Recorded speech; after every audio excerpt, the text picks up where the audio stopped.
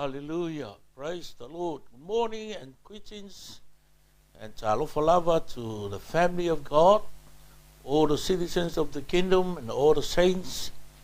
We welcome you in the lovely name of our Lord Jesus Christ in this beautiful morning. Hallelujah. Ya, maya, ya, sumai au mai lela am tali fo tato por kalama. Ele nei tai au talo, tato talo. We bless the name of Jesus Christ. Give you glory, power, honor, and praises to exalt the holy name and the beautiful name of our Redeemer, our Savior, and our Lord Jesus Christ. We thank you for this lovely time, beautiful morning for us. Hallelujah, Jesus. Glory to your name. Matu moria le ngang whawhitai, I le nei tai au fau, o le fau, ma le malos fau, o to e au maia, am talia fau I mawha, hawa wail matu pol kalama, pela wana masani ai, ia, fau I le vi inga I ati oelo matu utua, o nolo walofa tu noa, malo wanga le lei, ia o matu wala au lava, ma le ngang wha aloalo ngang paia fio maia, wa paia wha manuia le nei au nanga, ia wa lava le wha soaina o lo finangalo, tala le leia lo malo uita wina I foi lo matu wala au auna ma malo sia lo matu fatu tua ina ia vi ia lo swafa ila matu au nanga ia fa pa ia foi le wala so inga matu fanga ina ia lo male mana lo upu so se tafa le lo rangi fa pe foi se matu ainga ile nei tunu o matu au na tu ia o ia lo matu talo wala lava le suafo Yesu lo matu o li mana faola. Amen. Praise the Lord. Amen. Ela tosura le pese le fai mai. Wa o loa ia se aso. E fio mo ia Yesu. A te wha masino le lalo laki uma. Amen.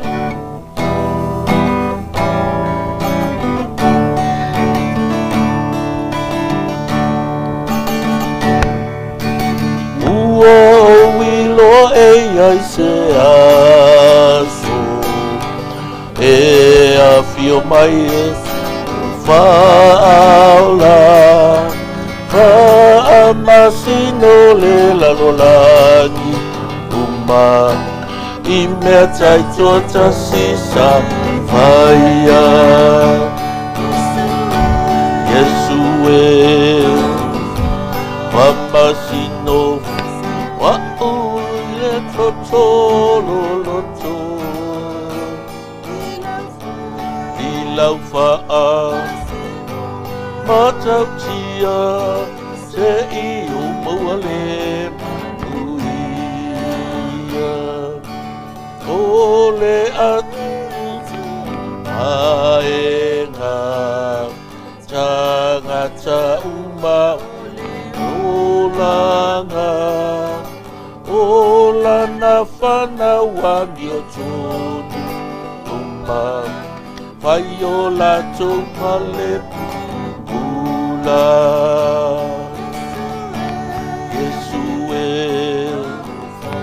Wamasino Wa uilo toto loloto Ilau whaa Matau tia se I o mauale uia o la to na sala Julia I la to malaya o le aturia I la to I fafo I le tani lili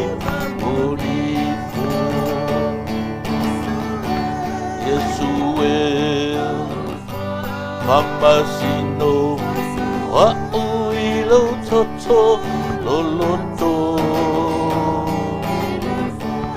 Ilau fa'a Matau tia se I o mauale manuia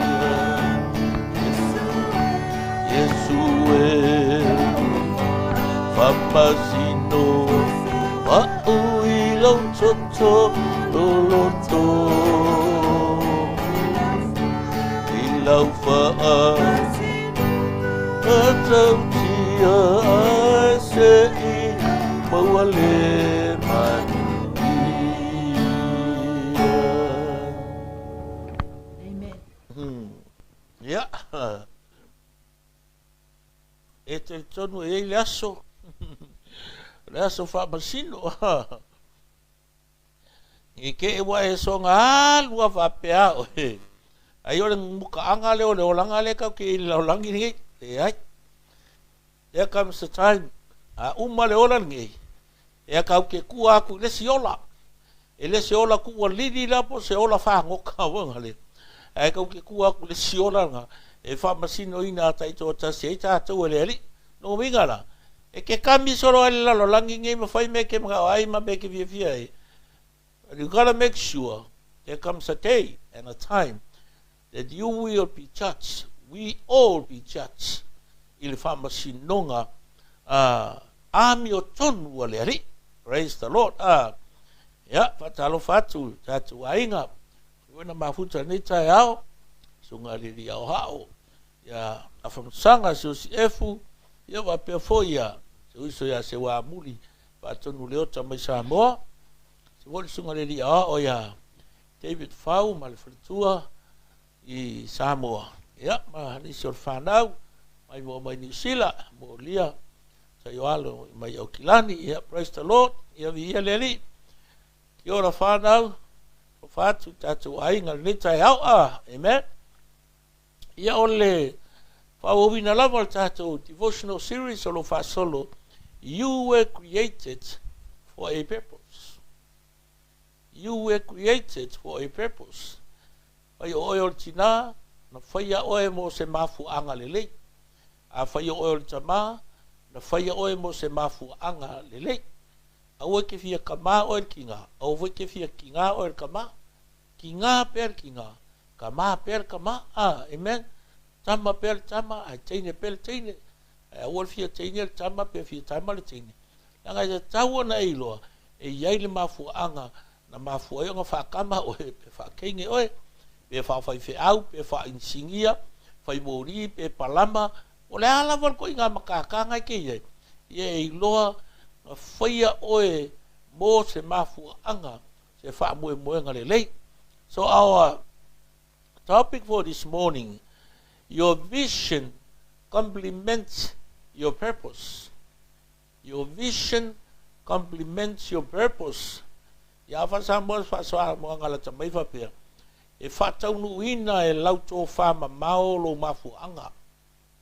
O le vision lewa i to tonu ya te oe, e oni steimi whae mei tangata o le whaalinga.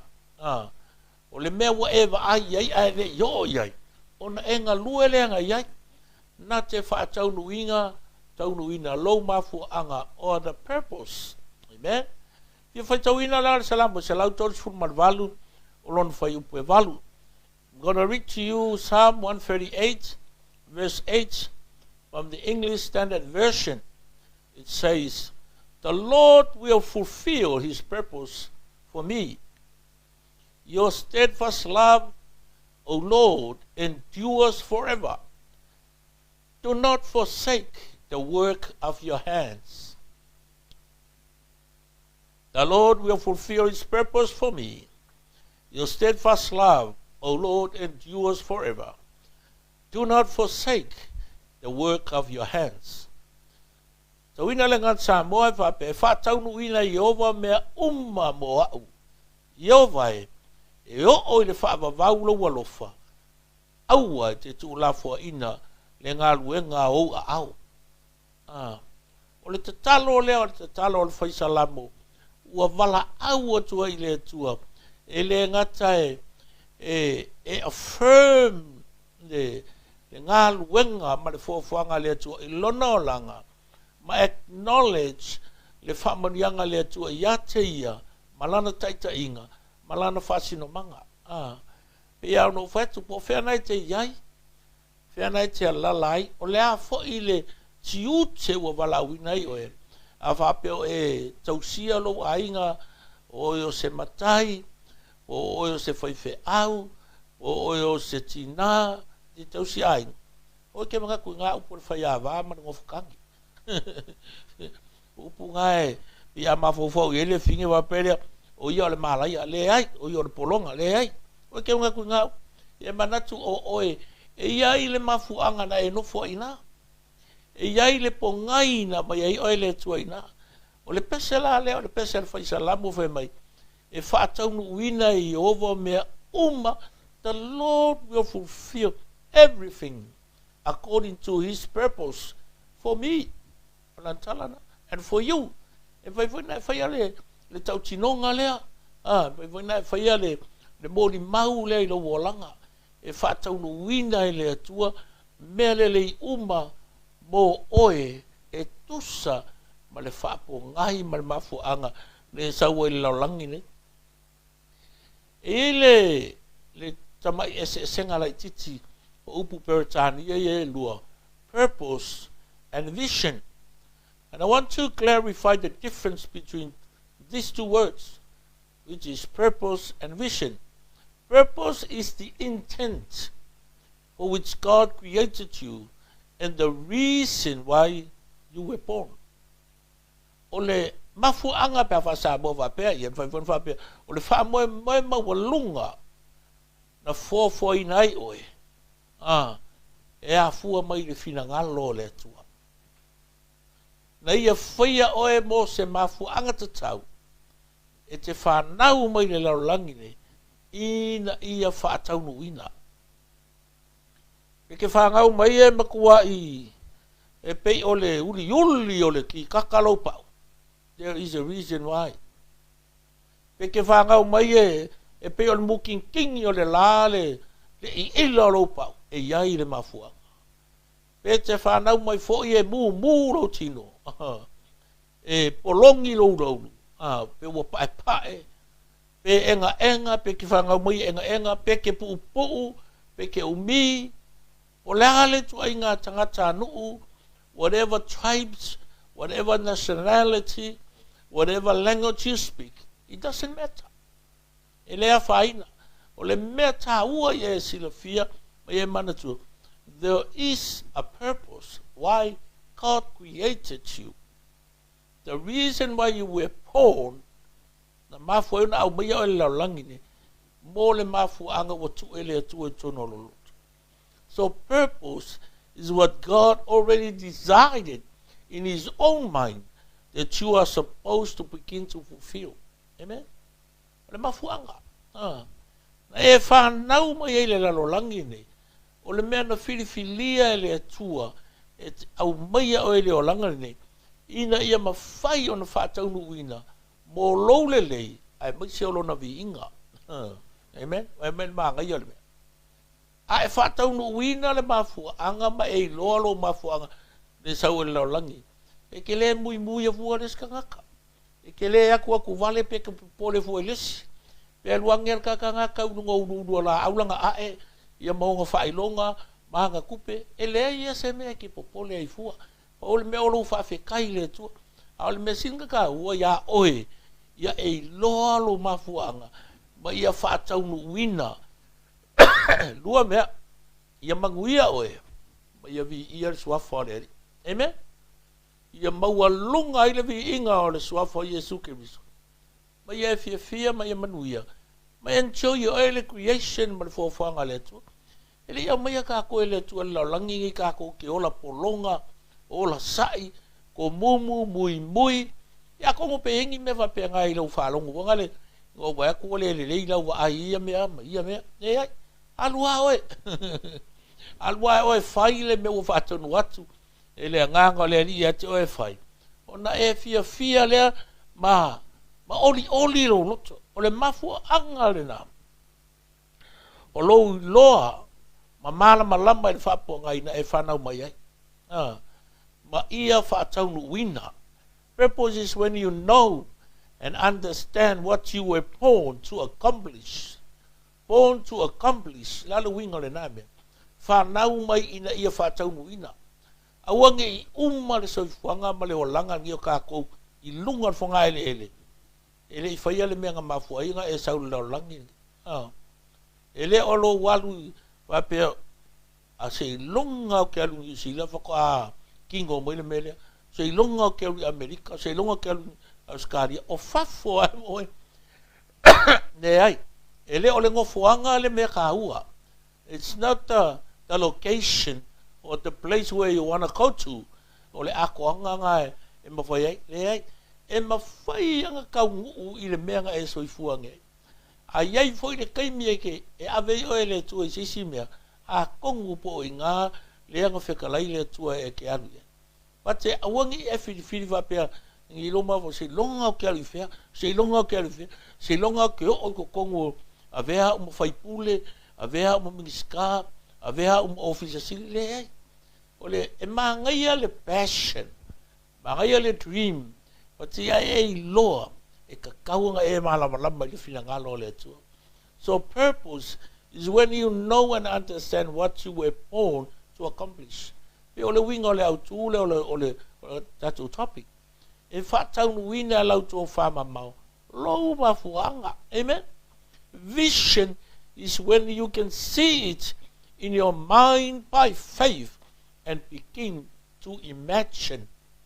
Amen? So le tō whama mau la. O lo wa aia lea o se ata i lo mawhauwhau. I le whātua. O nā mata loa lea ona e savali anga iai. O na e ngalue anga iai. Ie le ilope ngā wala wala. Pe kele le wau fefe, ma le wau whali. Ia pe kele omo paku. Ai whamalo si. Langa le wae kilo e le aka. O na wae wa aia ku iai. I le mea laka kia mai o kongu wala. E kakao ngai adu iai. Ia e le lope ke kolosia se vai kafe. Pe ke a se maunga. Alu se vangu ma se halia. Ai whamalo si wa awhai o le aka ngā le wae wa aia ku iai. E ke o aia. I remember le kalanga whai Alexis kakas koki langi. Sa onga i Afrika. Onga la o le Bible School. O le Theological College ngā onga kaka i Afrika. Ngā o inga la le mka upo le whātua. O le whai upo wala le kongol kusipa ia whemai. A peilo tō whātua o le whātua sinapi. E whaina e whai atu le maunga lea. E alu. O ngā alu la ia. Aila e kua fale ele me ele campus le onga. Ile munga a oso anga le la ia onga a furi le la onga Paulo ngi aila ia ole. E manga ia la le amvea. Ia le lafo ia le kaka. Kai pe ole me vule sai a vele ia so la. Ia la la ia. A furi le la ia o lafo ia mai le kaka le munga vai ia o Paulo ngi ai. Aila wa umale onga skasi so le lecture ngafai. O kouta la ele lecture le le script le la kulola ka kasko kilangi le ku ko vala mai ele swafo ye sumu ke fa ye ke le mangale ya lu sam wa fai mai pe ko ki fai ya fi uma ye kalar ka kale mai feu e fai ele ya lu manga ai la usa lo ali fai le fai ya o le nga e fai mai o le script le a e fai ai lo fa kua e ke fai aku a le fiu e fai aku mo ngale alu mo ve aku la fai au o nga fenga e a maka inga e fai ale kala le o nga fenga e fai a ve mai kala la ka a ko ngile masinga o fai le mo ngale le swafo yesu langa o le upula fe mai a peilo fatu tu al fatu sinapi e fai na e fai aku le mo ngale ai mo ko le mo ngale a pengo ve aku e la foia mai lona tata ona polongia leo leo fai lo le kaka le fai ku lo fai a maka ku ngi au ngi e ko fai al upunga ku lo kana lo kapole oi anga ku nga me you told us e practice le men familiar kala fai don't be surprised if you come back he says next 10 or 15 years or 20 years wale ko wale mungal Gia, lele onga lo kama le lima kausanga. Alu le sko kilangi la ku nga lue le kalesia. Ai la po wa po sulu lima kausanga po lusu kausanga. Manga ole ri ko sa ko visit le onga le langa o inga sa onga. Ta ula wa ke le ala campus. Compare nga ke mire nga onga. Au a ola nga furi le la. O la inga la le campus. Fa me lo kala ale ring. So ma I maule. Ya a fele maunga, mai maule maunga. Saka kauonga o ke mire ongi e la foi a melonga kaka pe ma fo fo I lo lako vai kimi. Ya fa ya lan kala fa penga. Awa fe maila ai ole town le e ile lako wo fa ile lako wafu. Ai la wa fai le polo keki. Ya o mai lo la uri ku siaka ya. A makanga nga fa ko ngoi ka nga su aku le ia le maunga le ave e kangu o ile meanga fa ile wafu. Ya gala was sua solo foi lalo ya makanga fa kau mo fa ye fale. Le ala wale se maunga. Wale se maunga le ile mera jaku e. Ala sa ila o kamale le mai mau le maunga le sua ese a. Wale se me fa paulo e. Kusala o le vinga le kala. O le mea lai lo mafo fau e va ai ai. O lai kele o ango kele iau kala. A le wa e kau kala iai I le upo le atua. Au alawange I so waho. Papere ka ungu.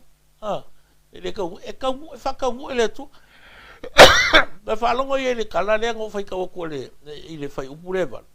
The Lord will fulfill His purpose for me. O le winga la kala. If you speak according to the word, God will fulfill. Ia whai keke wala ka ko isi keimi. Ka ko ke kau kala I upo le atua. I mea le kakau. I mea mo le manga onga wonga le kalwhengai. A wai e fulfill ai le rilanga upo. Ia le ala wako e fo e mai ngei ua mai mau le maunga. Ua alu le maunga. Onga le sa whailanga kala. Mo whawhia ngaru koman le maunga e loese. So the vision. Pengo vea ko le tō whama mau. O lo wa aia leo se ata I lo mafo whau. I le whatutua. Onga e sa wali lo le anga iai. Amen. Onga e nga lue lo le anga iai. O le mele ke mga ia mantua you are not an experiment. Ele o oyo se sample. E te lei soi fua mai se whate ta inga sa whai ko kongo se lab. O le sami, o le lau ele pe o whakai ka inga wonga le mea kau whangi ki lia ko lea. Lea. We are created by the will of God. Ina ia whaatau nuu le mea lo fina ngalo iei le li. Bolona vi inga masoulele. Amen. Wai me ka hua ki. Pe yango fe ele ai se me ke akwa ku vale ai. E akwa ku vale pe pole fololo. Pe a fai wa e fata unu wina lo mafua. Pe ke fa ka winga I lunga le maunga. Lalo le alia o fe lava le mela wa iai mo ko ro ma la fa ngau o fo ie I lau I ngiau achievements ma me wa e o iai. Ia kalia male nga afkai. Ava pe wa whaka winga whaifo o se ki a Kongo o se whai whiau o se palama o se whai mori a lau e vai aku lau kamanga le ngonua onga lau miskab ia malia lo lokori me wa e o ye a ua ke sai o na paulava o le fina ngalo whaari o le atu e mawhai e whataunu ina lo mafu anga a wawa ia te o e mea mai te ngawhati ai o na whatino le whamoe na o mei o e le atua. Amen. Mawhai, you can pursue your vision and fulfill your purpose according to whatever God has in your heart. Amen. Vai mele ka hua ke. Na o mei le ali tangata uma le malosi. God has given to us, to each person, to all of us, the potential. Le malosi anga, the ability e mawhai o na whātaunu ino le tātou whamoe moe. Vision o lova aia leo lonu manai o au meia le atua lona mafuanga. It is a glimpse of your future that God has purpose. That is vision. Wai male tā ua te leo o le anganga le. So ia e mana tu natu mai mafo fau iei. Ma e te talo I le atua pei o le tala a le whaisalamo. The Lord will fulfill His purpose, my purpose, His will, according to His purpose. Amen? E whaataunu uina e le atua mea malava moa. He will fulfill his purpose for me. Why? Because his steadfast love endures forever. Amen? Yeah. Hamaria maile toya toya awake popole. Awake sai. God has designed you perfectly to be able to fulfill your purpose in life. Hallelujah. Yeah, I suggest you to read 1 Thessalonians chapter 5, verse 23 and 24. Mo Thessalonians tau pe lima fai pe lua tolu, on fai pe lua fa. Mo so temi na tangole te fai tau. E fa mamalama ya ati de te. Mo fa matala ati de te. Le taua o fa alinga mo to fa mama. Ai mai se le mafu anga ma fa moe moe. Na mai ai o ele tu. Yeah, may the Lord bless your heart as you continue to pursue your purpose today according to God's will. After telefo ile ilo na so son mai ai tātou. Amen. Yeah, te tamal nei tai au. Ia ngale lei lau whanau mai whamanuia i lau pa ia. Au na wha pia foi nei whanau ia onga. I so se tafa o le lalolangi, so se tiutem, so se matata. Ua e wala uina ai la tau. Ia e foi lau pui pui ngai whiau ma tiute. Mai se wa aunga whanau i whiau inga i lungo le awala. Ma so se lava singa whea ngai mai la tau i le rei asu. Ina ia whai uina le manuia, i whia male saunga le mu. Ai bi i ai le suafa mamalu. O Yesu ke riso lo mātua li i mo lo mātua whaola. O ye ala tue le mātua tatalo. Amen. Yeah, praise the Lord. Yeah, whamanuia mai le tua ni fo yaso. Tātou mawhtanga. Yeah, mai se foi lau tau whafuanga ma lau tau whasau saunga. Yeah, warwhenga i matiuta ma whaiva tai foi. Auso sa tātou mawhuta ni tai au. Yeah. Tua ya tesa i fata mai au kilani wa be voi pastor Mike Greta ya to fina ya matafua from Twain Pastor James Price from Melbourne ya vi ia leli ya so ya se wa muri fatu leota ya mesfo sunga le ya o ya afu sanga sios efu ya pe foto fina ya Eseta Fleming by St Mary's ya anga le leli in family lava singa le ne yaso ina ia auri tia lava lona nganga me uma va pe fo le sunga le ya David Fau Meredith male ainga mai Samoa ya mal fandau mai Ilania William Roma Mercy ya familia le tu ne yaso e o mutiute no swafo Yesu amen.